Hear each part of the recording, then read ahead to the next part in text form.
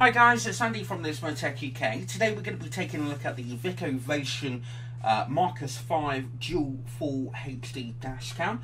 Been sent to us by the guys over at Pack.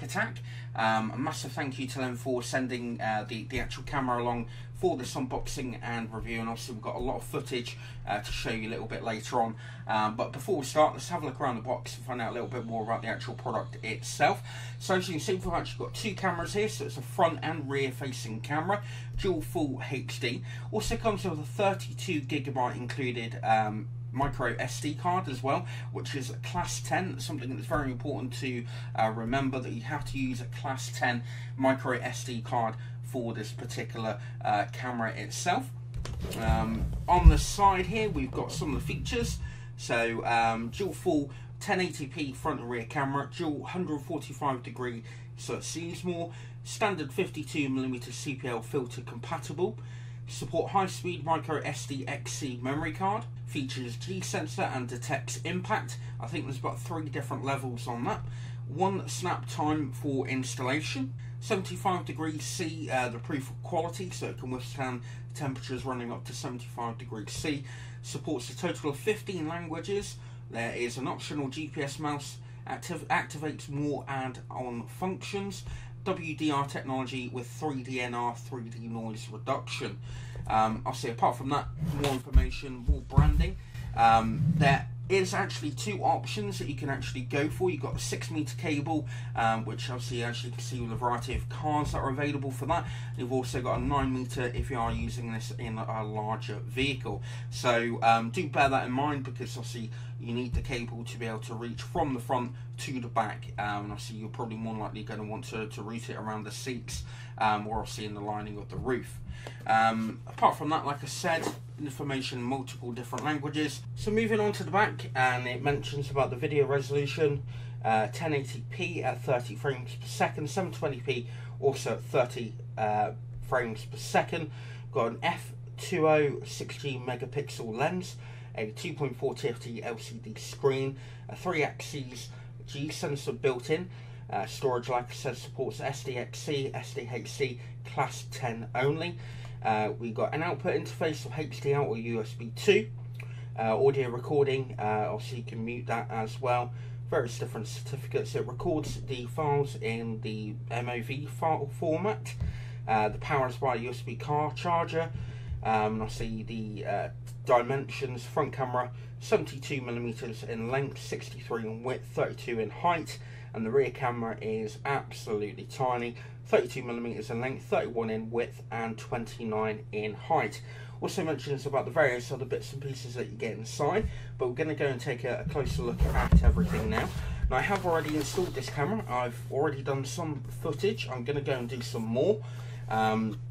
As you can see, well, I've got it in the wrong way around, but it says here that obviously it does include the 32GB card, and you can see the actual cameras here. One thing also to point out, these do come wrapped in bags, but obviously, like I said, I have taken them out and actually already installed the actual cameras, etc., into the car for some testing. So that's the main camera, and this is the very, very small rear camera. Like I said, we'll take a closer look at that in a moment.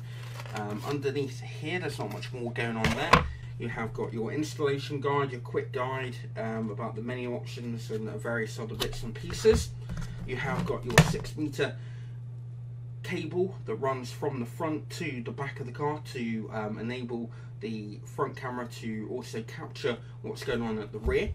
You've also got this cable here, which is obviously for charging the actual charging and powering the actual camera itself. It's quite a long cable. I believe it's around about 3 meters in length, so it's still quite a hefty size. So if you don't want to use the front cigarette lighter and you have one in the rear of the car, there's a good chance that if your car is small enough that you can actually run this from the back to the front if need be. And then you've got a variety of different mounts, which we'll take a closer look at in a moment. Got a suction mount here, which is one that I use for testing, and the rear camera mount. As you can see, like I already said, I have used this already and it was a bit of a pain to get off. And another ball joint and a spare 3M sticky pad, which will come in handy, I'm sure. And finally, you have got your warranty statement in there as well. Okay, so we're now going to go and take a look at the mounting brackets and the various different options that we have. Essentially, we have got the quick mount here, which is this one here. And essentially, all that you need to do is just line the camera up on place and give it a quick push in. It is quite simple and easy to do once you've done that, and it's actually secure in the car. Some might say that with the sort of overall look of that, it may look pretty damn obvious that you have got a dash cam in place on your windscreen. So if you're removing this and just using it with the suction cup, it may look a little bit less obvious, but you have got that there. And essentially you just remove the ball joint from there and connect it onto the suction cup. The other option is to use the suction cup, which is what I did, and then you have got this clip it in mechanism. If I put it in right, which I believe is about that way, and you just slide it along into place, and then obviously you then use the suction cup for both really, both styles to connect onto your windscreen. Moving on to the back, and obviously you've got a sort of quick release section here for the rear camera. So I'm just going to go and pop this in like so, and there you can see the rear camera. Quite simple, and like I've already mentioned, this camera is so small, really surprised at that. But one thing that you can do using this special little mount here is connect that up to the ball joint and then connect that part into that one there.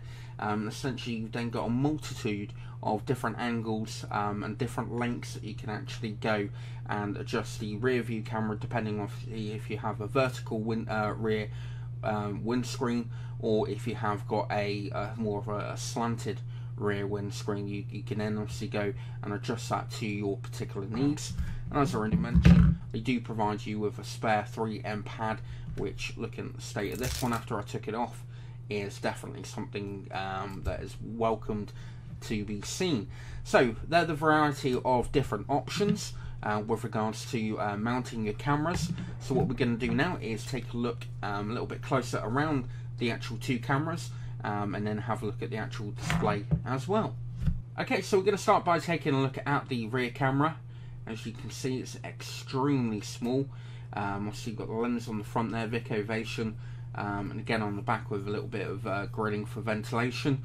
Up at the top you have got the connector here for running for the cable that runs front to back, but that's all that it actually has. The only connector that draws the power from the front camera, obviously through the cigarette lighter, so it's extremely small. A little bit of weight to it actually, surprisingly. It's not as sort of light as it potentially might look, but definitely something that you'll be able to stick out the way, and it won't impede your viewing out of the rear window. So moving on to the front camera, as you can see we have got this LCD display on the front there, VicoVation Marcus 5 Dual. We've got a variety of different buttons down the front here that I'll go through when we have a look at the display in a moment.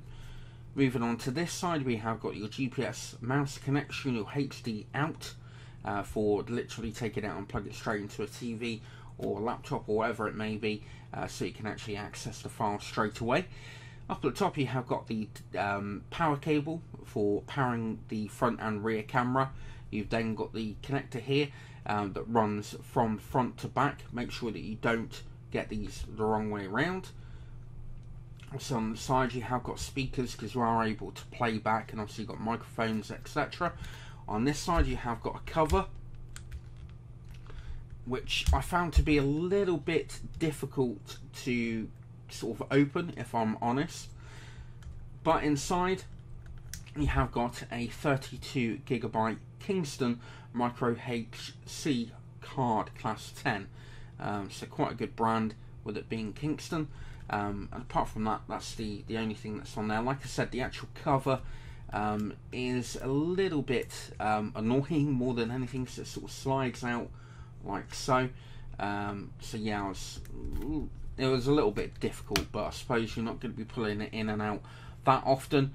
And then obviously on the front we have got one of the mounting options if you don't want to use that connector there for mounting it up. And also we've got the true color megapixel lens on the front, full HD 1080p, VicoVation on there as well, with the branding. The actual camera itself is relatively lightweight, not too much weight in there. Obviously it's quite a nice sort of standard size really for a front mounted dash cam, and it's definitely something that you'll be able to sort of put in your bag, in your laptop bag or in your handbag or anything of that nature, so you shouldn't have any problems sort of taking that around with you, and I wouldn't have thought you'd sort of damage the lens if it was sort of just chucked into the bag. I'd probably leave the cover on the actual display because it doesn't actually impede you pressing any of the actual buttons, so I probably would recommend leaving that on for as long as possible, but that's just myself and my personal preference, I suppose. So let's now go and power it up and have a look and see what it actually looks like with regards to the menu options and the view from the camera. Okay, so we're now going to go and power the actual camera on. There we go. It does give a bit of an audio tone to say that it is loading up. And there you go. Hopefully it won't be too bad for you to see. Also, I have got that filter on the front, or that protective little strip. So I'm just going to go, pull that off and stick that over there. Hopefully you can see the view a little bit better. As you can see, the viewing angle on the actual screen itself is actually really quite good. It's just powered itself off.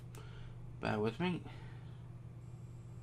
Also, I am cheating by connecting this up to a just a standard cable connecting up to a power bank. So obviously we've got a variety of different buttons down along the bottom. You've got your power on and off. You've got menu up and down, along with a record button and an emergency record button over on here, which you basically press and you get the emergency record. Please wait, do not power off. Up along the top you have got the length of time that it's actually been recording. It mentions the frame rate and the file size, or the 1080p 30 frames per second or 720p 30 frames per second. Mentions here that you have got the microphone on or off. I think the line goes through that when you actually mute it, and the file number on the left hand side. So just turn that off there and just turn it back on a moment. Okay, so once it's back up, like I said, you have got the various different buttons on the top for powering off. You've got a button here that switches between the front and rear camera that I'll show you in a moment, or so you can have it on a split screen as well. Also, another symbol, a G symbol up at the top here, is the G sensor. We go into the menu. As you can see, it's quite a nice, attractive display. Press the record button to basically select OK. You can go in and change the resolution if you wish. You can go in and change the E value. One thing that I'll try and show you, some of the footage that I've actually shown. You've got 3 or 4 different levels on the EV value, which is more or less basically the brightness that the camera basically produces the actual file format. So essentially at night time you want it to have a +1 or a 0.5, especially if you're definitely going to be going out for a long time at night. I would recommend increasing this to the highest number possible. I'm just going to have a look. I think it is 1. You've got 1, 0.5 or 0. The standard setting that you'll probably find is 0, but if you're on a very dull dusk day, wet, windy for example, you probably might want to increase the value of that. In bright sunshine you might want to reduce it down to a -0.5 or -1. When I was recording at night time I had it on 1, and throughout the day I had it on 0. It was a really bright day though, so I probably could have got away with 0.5. So we'll now go back. The G function, obviously for the shock. So if you were to leave your car, the camera's in the car and the car is stationary and you get hit from behind or from the side or anything like that nature, it's to how sensitive it is at picking that up and switching on and actually recording. One thing to mention as well is that this doesn't actually have a battery inside, it actually has a power capacitor inside as well. So the sort of built-in cameras can be known to fail quite easily. So one thing that I do like is the fact that it has got that capacitor inside. But anyway, going back to this, obviously you can turn it off, or you do have a low, medium and high. You have got GPS settings on there as well. You've got GPS overlay, speed overlay if you do want to have that on, to show what speed you are doing. May not be a good thing if you're the type of person that's got a heavy right foot. And then you've got smart warning system with various different things like overspeed camera warning, various different things, but they are mainly to do with the GPS mouse. That is obviously an optional extra on there. Moving on to the display, obviously you've got the auto off, where you can set it to always on or switch itself off on the display. Obviously it will continue to record. You got the brightness on the LCD display, you got the date stamp, which you can obviously put on or off. You got the Vico tag. I'm not quite sure as to what the Vico tag actually is. Never really played around with it. And you've got image mirror. Now, one thing that I did note is that even if you were to put the rear camera in upside down, because it's quite easy to put it in one way and you think, oh, that's the right way, but it isn't. It's actually that way. You can flip the actual mirror, so you can or mirror the actual rear camera, which is good to see. And you then come on to audio, and you can also record the audio. That will increase the file size, and also you've got the volume control on that as well. And then you come back to, I'll come to playback in a moment. You've got system, which obviously you can then go and put the clock in and the date and the time zone. You've got TV setting for your HDMI output. You've got the various different language supports. As you can see, there's a hell of a lot. I think it's 15 in total. You've got the versions, so you can upgrade the actual firmware. You can format the SD card, and you've got the software upgrade as I mentioned there, and you can reset everything to default setting. Moving back to the playback, and this is where you can obviously then go in and view all the files as they've been recorded. I'll try and find one with a bit of footage. Let's have a look at this one now. So you can go in and lock a file. If you want to go back and look at a video, you can go back and lock it if you need to, or delete it if you wish. But hopefully, as you can see, this is looking out of the rear camera. Obviously, camera onto camera probably doesn't look that good, but when I show you the actual footage a little bit later on, hopefully it should look quite impressive and pretty good for a 1080p 30 frames per second camera. One thing you can also do is actually fast forward, which is something that is really handy if you're trying to find a particular event that actually happened. You can obviously fast forward up to 6 times and obviously reduce that back down. So I'm just going to go and connect the rear camera up so that we can have a look and see what that looks like as well. Okay, so hopefully, as you can now see, I've got the rear camera here connected up. I'm just going to go and flip to the rear camera. As you can see, everything has changed, and you're now looking at me behind my camera, etc. So you can hopefully see that. You've also got the option of having it as like a kind of split screen, so hopefully you can actually see. So you can obviously keep an eye on the front and the back at the same time, which is quite good. Bit weird looking at it like that, but there we go. So yes, it's relatively quite good, the view from both cameras. Again, we'll just move on to the back camera, try and move in on a few things. There we go. So let's now go and have a look at some footage. I'm going to give you my sort of personal thoughts and tell you a little bit more about the actual camera, and yeah, be back in a moment. First of all, before we get into the review, it's worth mentioning why it's worth investing in a dashcam, and more importantly, a decent dashcam. I've had cheap eBay versions in the past, and the build quality, video quality is pretty shocking.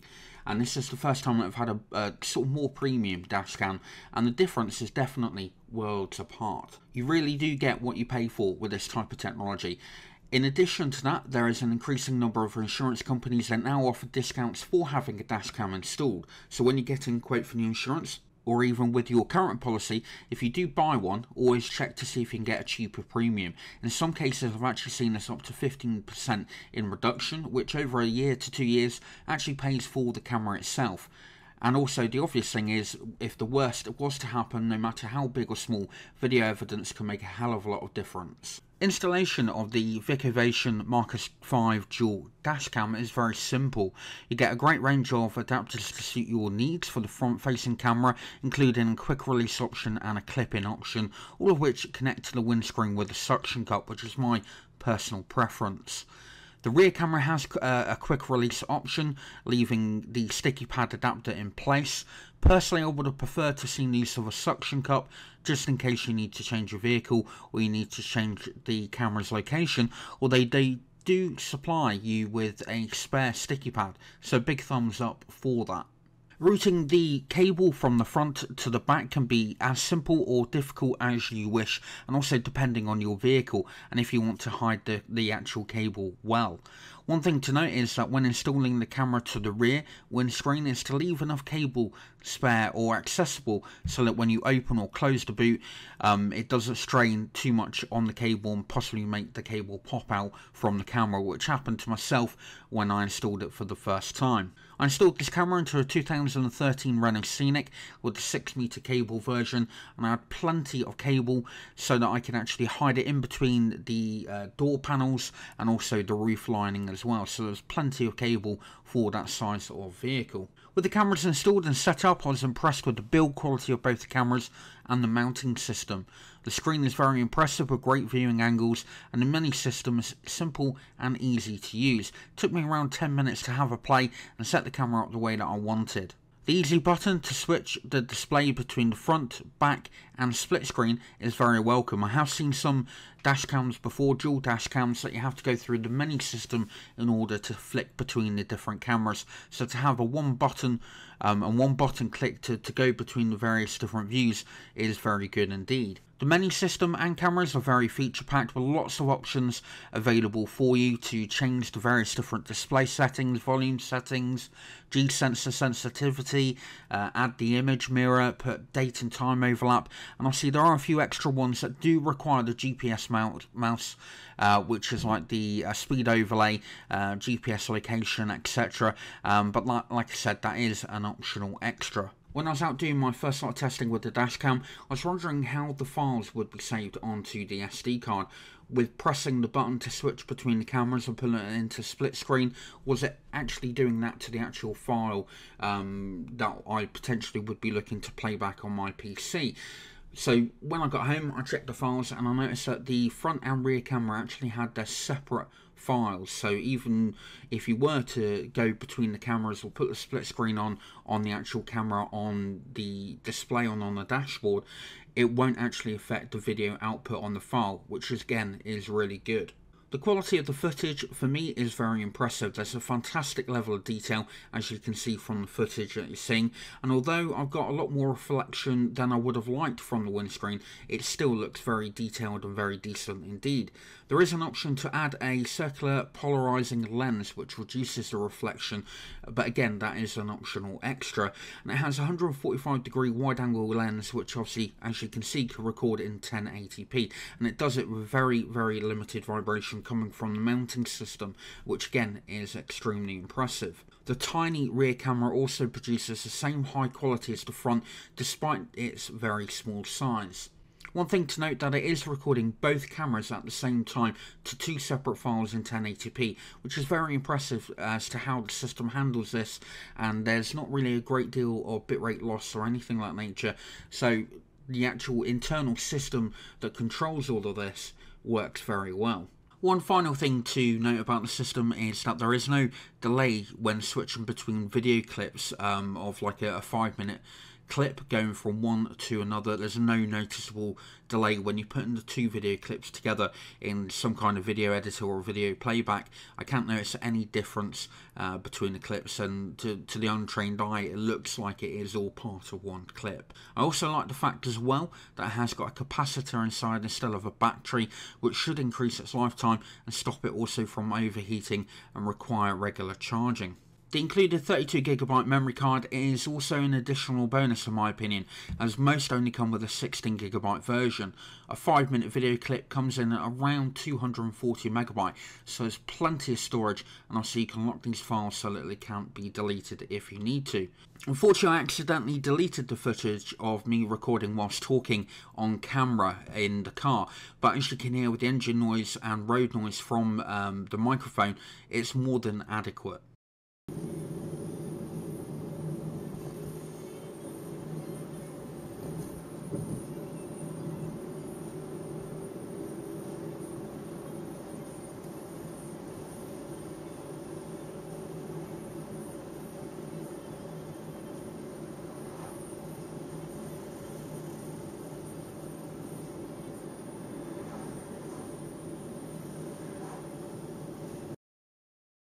Onto the nighttime recording, and the standard setup on this is pretty good.